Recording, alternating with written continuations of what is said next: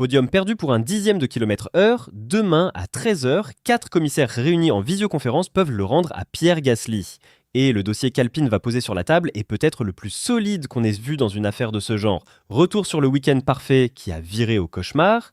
Parti 9e à Monaco, Gasly passe la ligne d'arrivée en 3e position devant son public. Sauf qu'il savait déjà, il l'a reconnu après la course. Ses célébrations sur la ligne étaient pour la forme, parce que la sanction était tombée pendant la course. Au micro, il lâche qu'il est dévasté, qu'il travaille comme un fou depuis 10 ans pour ce genre de moment, et qu'il ne pense pas que quoi que ce soit puisse lui faire plus de mal. Le verdict, le voilà. 2 excès de vitesse dans la pit lane, mesurés à 60,1 et 60,4 km/h pour une limite à 60. 2 fois 5 secondes de pénalité, purgées après l'arrivée, et la 3e place devient une 7e. 9 points en volée, mais c'est en regardant comment la FIA mesure cette vitesse que l'affaire devient dingue. Il n'y a pas de radar dans une pit lane, la vitesse est calculée en moyenne grâce à des boucles de chronométrage noyées dans l'asphalte et au transpondeur de chaque voiture. Le système prend une distance officielle, la divise par le temps mesuré entre 2 boucles et en déduit votre vitesse. Et c'est là que Monaco pose problème. Cette année, l'entrée des stands était plus ouverte et les pilotes pouvaient couper légèrement la ligne blanche en arrivant. La distance réellement parcourue devient plus courte que la distance officielle et le calcul vous déclare en excès de vitesse alors que votre limiteur est correctement réglé sous les 60 km/h.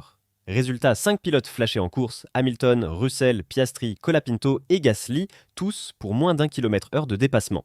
Et le détail qui tue, le second flash de Gasly est tombé au 60e tour alors que tout le peloton traversait la pit lane derrière la voiture de sécurité.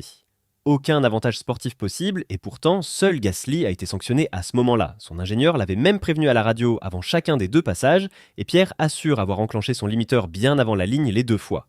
Alors demain, comment ça se passe ? La procédure s'appelle un droit de révision, article 14 du Code sportif international, et elle se joue en 2 étapes. D'abord, un filtre. Alpine doit prouver qu'elle apporte un élément nouveau, significatif, pertinent et indisponible au moment de la décision. Si et seulement si les commissaires l'acceptent, la pénalité est rejugée sur le fond.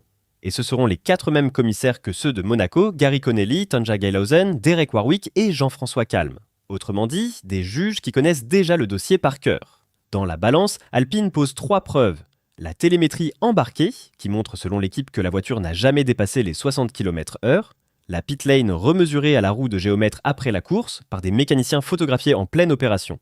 Et la géométrie de cette entrée des stands avec ses lignes en biais qui faussent la distance de référence. L'équipe a déposé sa requête moins d'1 heure après l'arrivée et la FIA a publié 2 dossiers séparés, un par pénalité.